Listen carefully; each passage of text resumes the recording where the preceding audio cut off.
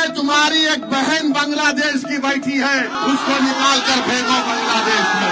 বিহারের আসন্ন নির্বাচনকে ঘিরে এখন উত্তেজনা তুঙ্গে। বিশেষ করে কেন্দ্রের ক্ষমতাসীন দল বিজেপি অভিযোগ তুলেছে, বিহারে নাকি অনেক বাংলাদেশি অনুপ্রবেশ করেছে যারা ভোটের চিত্র পাল্টে দিতে পারে। এ বিষয়ে মুখ খুলেছেন অল ইন্ডিয়া মজলিসি ইত্তেহাদুল মুসলিমিনের নেতা আসাদুদ্দিন ওয়াইসি। তিনি সাফ জানিয়ে দিয়েছেন, বিহারে কোনো বাংলাদেশি নেই, বরং কটাক্ষ করে বলেছেন দিল্লিতে মোদির বাংলাদেশি বোন হাসিনা বসে আছেন, তাকে বাংলাদেশে ফেরত পাঠানো হোক।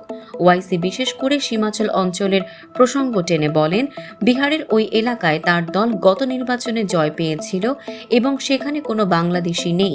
তিনি সরাসরি চ্যালেঞ্জ ছুড়ে দিয়ে বলেন, মোদিজি, বিহারে বাংলাদেশি নেই, যদি কাউকে পাঠাতে হয় তবে দিল্লিতে বসে থাকা আপনার বাংলাদেশি বোনকেই বাংলাদেশে পাঠান। প্রসঙ্গত 2024 সালের 5 আগস্ট গণবিপ্লবের মুখে সাবেক প্রধানমন্ত্রী শেখ হাসিনা দেশ ছাড়েন। এরপর থেকে তিনি দিল্লির একটি গোপন স্থানে অবস্থান করছেন। এদিকে বাংলাদেশের প্রধান উপদেষ্টা ডক্টর মোহাম্মদ ইউনূস নিউ ইয়র্কে এক বৈঠকে ভারত ও শেখ হাসিনার সমালোচনা করে বলেন, হাসিনা ভারতে অবস্থান করায় বাংলাদেশ ভারত সম্পর্ক জটিল হয়ে উঠছে।